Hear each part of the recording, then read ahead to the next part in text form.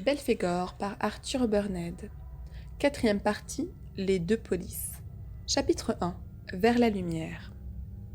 Vers 9 heures du matin, le baron Papillon, vêtu d'un luxueux pyjama de soie, pénétrait d'un air solennel dans son cabinet de travail, où d'ailleurs, il ne faisait jamais rien. Tout de suite, il appuya l'index sur le bouton d'une sonnerie électrique. Un valet de pied déjà en grande livrée apparut. D'un ton hautain, le nouveau noble articula. « Dites à mon secrétaire que je l'attends. » Le domestique répliquait. « Monsieur Lechner n'est pas là. » Le valet de chambre ajoutait, en présentant une lettre sur son plateau. « On vient d'apporter cela pour monsieur le baron. » Celui-ci fit tout en s'emparant. « Est-ce qu'on attend la réponse ?»« Oui, monsieur le baron. »« C'est bon, je vais voir. » Et monsieur Papillon prit connaissance du message. Il était ainsi conçu. « Monsieur le baron, je sais que vous recherchez pour votre admirable collection, la plus belle de toute l'Europe, une miniature du peintre Dumont, qui représente la reine Marie-Antoinette. Tiens, c'est intéressant, ponctua le lecteur, flatté à la fois dans son orgueil et dans sa manie. Et il reprit la lecture du billet, qui se terminait ainsi. J'ai fait tout exprès le voyage de Hollande, en France, pour vous la présenter. C'est une pièce unique, et j'ai voulu vous la montrer avant tout autre. Veuillez agréer, monsieur le baron, mes respectueuses salutations. Jacob Lévi-Nathan, antiquaire à Amsterdam. Le regard brillant de convoitise, monsieur Papillon déclarait. Un portrait de Marie-Antoinette par Dumont, c'est une aubaine inespérée. Ils n'en ont pas au Louvre. Et il ordonna au valet de pied. Faites entrer ce monsieur. Quelques instants après, le domestique introduisait l'antiquaire dans le cabinet de travail du collectionneur. C'était un vieux bonhomme au type sémite très accusé. Une barbe broussailleuse dissimulait le bas de sa figure, dont le front était couronné d'une épaisse tignasse grise. Son costume noir étriqué et ses yeux qui luisaient derrière les larges verres d'une paire de lunettes à monture en écaille achevaient d'en faire une sorte de Shylock moderne, plutôt fait pour inspirer la crainte que l'intérêt. Mais monsieur Papillon, au cours de ses nombreuses chasses au bibelot, en avait vu bien d'autres, et l'aspect de ce curieux visiteur n'était nullement fait pour l'intimider. Assis devant sa table, en une attitude avantageuse, d'un geste distant, il lui indiqua un siège en face de lui, et tandis que, relevant les basques de son vêtement, Jacob Lévi-Nathan s'y installait d'un air plein de modestie et de timidité, le baron s'emparait d'une grosse loupe tout en disant « Voyons cette miniature. » L'antiquaire d'Amsterdam prit un air contrit, puis il déclara « Monsieur le baron, excusez-moi, je ne l'ai pas en ma possession. »« Que me dites-vous là ?» s'exclama le mari de Doxy. « Ah ça, est-ce que vous auriez l'intention de vous moquer de moi ?» Le vieux juif, sous les traits duquel nos lecteurs auront certainement déjà reconnu Chantecoq, reprenait avec humilité. « C'est un subterfuge que j'ai employé afin d'être reçu par vous. » Furieux, Papillon se leva, et tout en lui indiquant la porte d'un geste tragique que n'eussent point désavoué nos plus importantes sociétaires de la comédie française, il lança « Sortez, monsieur, ou je vous fais chasser par mes laquais. » Debout, les mains jointes, Chantecoq, qui, comme toujours, représentait à merveille le personnage qu'il avait décidé d'incarner, implorait d'un ton larmoyant. « Ne vous fâchez pas, monsieur le baron, je viens vous proposer une affaire superbe. Et je vous jure sur le Dieu d'Abraham, mon ancêtre, et de Jacob, mon patron, que vous regretterez de m'avoir congédié sans m'entendre. » Le faux antiquaire s'exprimait avec tant de conviction que le baron, complètement dupe de la manœuvre du détective, fit, après un peu d'hésitation, « En ce cas, je vous écoute. »« Oh, merci, monsieur le baron, » reprenait le grand limier, en se répandant en salutations. « Je suis sûr que vous allez être ravi, enchanté. Parlez, car mes moments sont précieux. »« Je le sais, monsieur le baron, et je vais être bref, très bref. En 2 mots, voici l'affaire. » Et Chantecoq, l'échine toujours courbée, articula. « J'ai appris que vous déteniez un manuscrit du XVIe siècle qui porte pour titre « Mémoire secret de Cosme Ruggieri ». Monsieur le Papillon, surpris, répondait « En effet, j'ai bien eu ce grimoire entre les mains. » Jacob Lévi-Nathan, la bouche entr'ouverte, les yeux écarquillés, écoutait son interlocuteur qui poursuivait sur un ton d'importante fatuité. « Un de mes amis, membre de l'Académie des Belles-Lettres, M. Carpenas, vous connaissez ? » qui ne connaît cet illustre maître? Eh bien, M. Carpenas, auquel je l'avais communiqué, m'a déclaré qu'il était apocryphe et sans valeur. » L'antiquaire d'Amsterdam hocha la tête d'un air dubitatif. Le collectionneur continuait. « Alors j'ai enfermé ce grimoire dans le bahut Renaissance où je l'avais trouvé. Ne pourriez-vous pas, mon cher maître, me le communiquer ?» Au mot de « mon cher maître », le visage du baron Papillon s'empourpra de fierté. C'était la première fois qu'on l'appelait ainsi. Enveloppant son flatteur d'un regard de soudaine bienveillance, il fit « Je suis au regret, mais il n'est plus en ma possession. Quel dommage! Ayant des doutes sur l'authenticité du bahut, j'ai envoyé ce meuble à la salle des ventes, où il a fait d'ailleurs un très bon prix. Sapristi! Et le manuscrit que j'avais laissé dans un des tiroirs a dû passer entre les mains de l'acheteur. Serait-ce un effet de votre bonté, mon cher maître, de me dire le nom de cette personne? Oh, rien de plus facile, concédait monsieur Papillon, c'est mademoiselle Simone Desroches. » Chantecoq eut un léger sursaut, qui échappa à son interlocuteur, puis il reprit. « Mademoiselle Simone Desroches, n'est-ce pas cette jeune personne qui vient de mourir d'une façon si mystérieuse ? » « Parfaitement. » Prenant un air de componction, le faux Hollandais se leva en disant « Excusez-moi, monsieur le baron, de vous avoir dérangé. » Mais, repris par sa manie, monsieur Papillon le retint.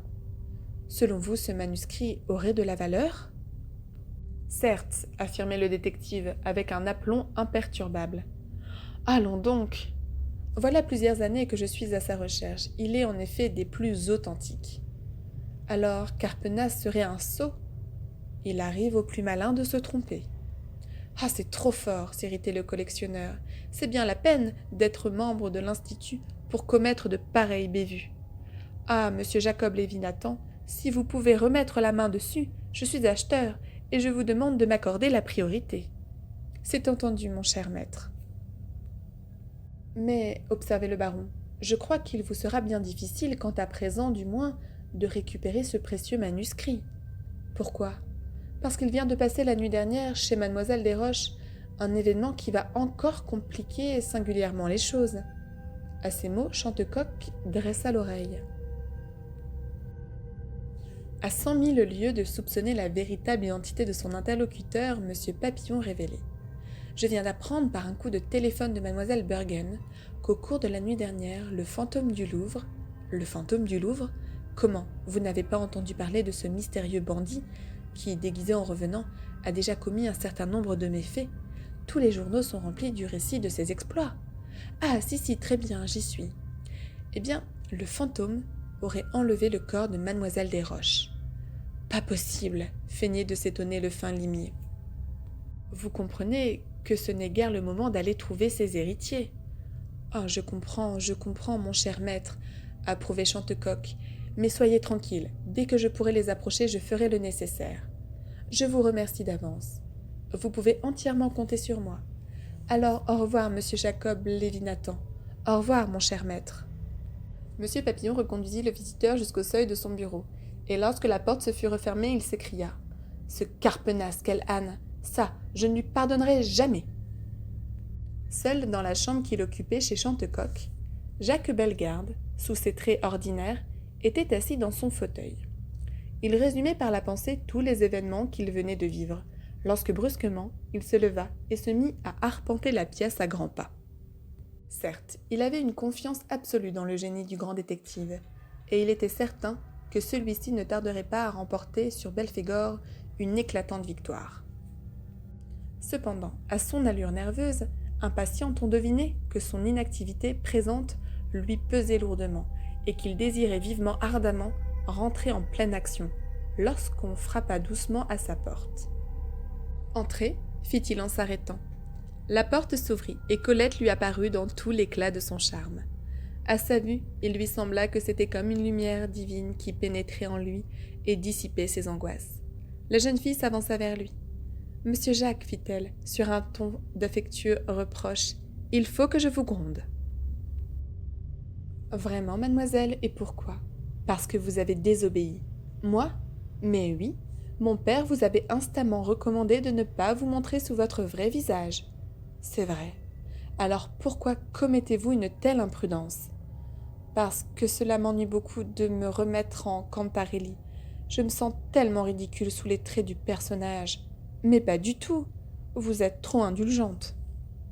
Je vous assure que c'est toujours vous, tel que vous êtes, que j'aperçois à travers cette défroque, sous cette perruque, cette moustache et cette barbiche, que je vous demande de reprendre au plus tôt.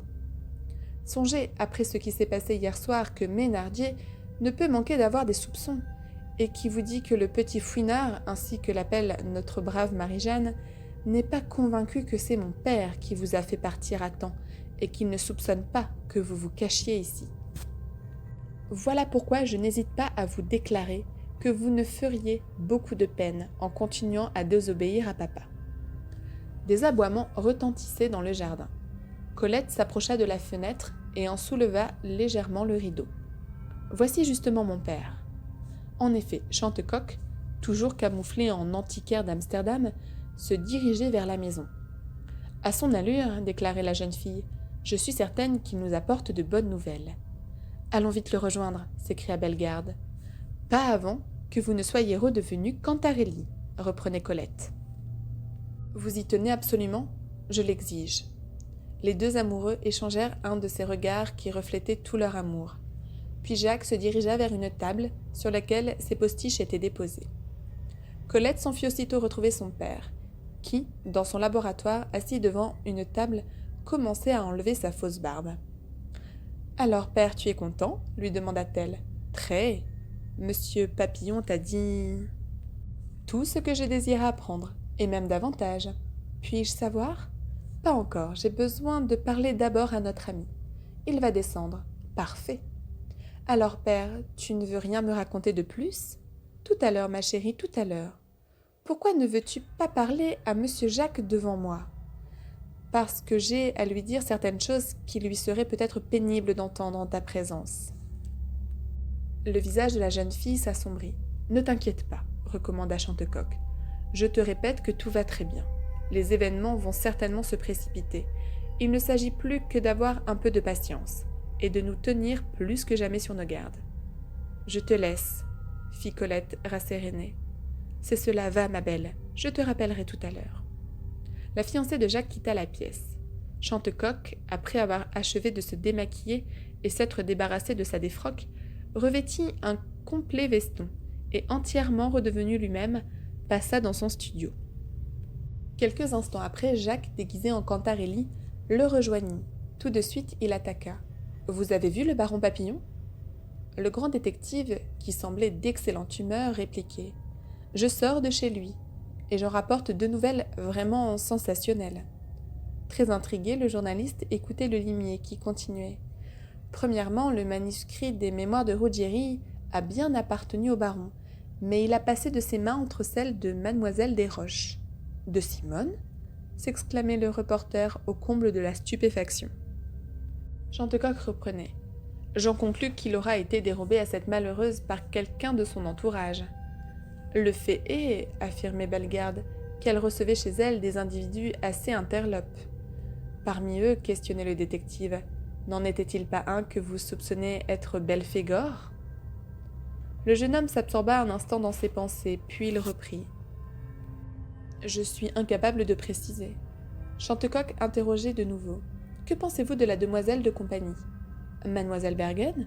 Je sais qu'elle est depuis très longtemps au service de mademoiselle Desroches, et dois dire bien qu'elle m'ait toujours témoigné une antipathie marquée, qu'elle a toujours eu pour Simone une grande affection et un dévouement réel.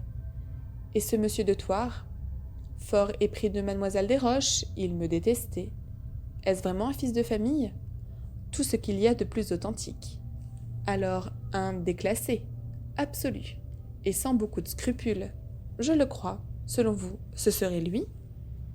Non, répliquait nettement Chantecoq, car autant que j'ai pu en juger, il ne m'a semblé ni assez intelligent ni assez audacieux pour jouer un rôle pareil. Mais laissons-le tranquille pour l'instant. Je vous disais tout à l'heure que je vous apportais deux nouvelles sensationnelles. Je connais la première, qui me semble aussi bonne qu'inattendue, déclarait le journaliste. Et maintenant j'ai hâte d'apprendre la seconde. Attendez-vous à quelque chose d'inouï. Vraiment ? Belphégor a encore fait des siennes. Cela ne m'étonne pas. Mais ce qui vous surprendra bien davantage, c'est lorsque je vous aurai dit que la nuit dernière, il a enlevé le corps de mademoiselle Desroches. Le corps de... murmura Bellegarde en pâlissant. Et il ajouta: Et dans quel dessein cet odieux bandit aurait-il accompli ce monstrueux attentat?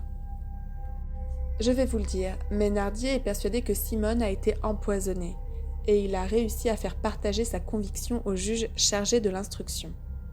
J'ai su par ailleurs que le parquet avait ordonné l'autopsie, qui devait avoir lieu ce matin.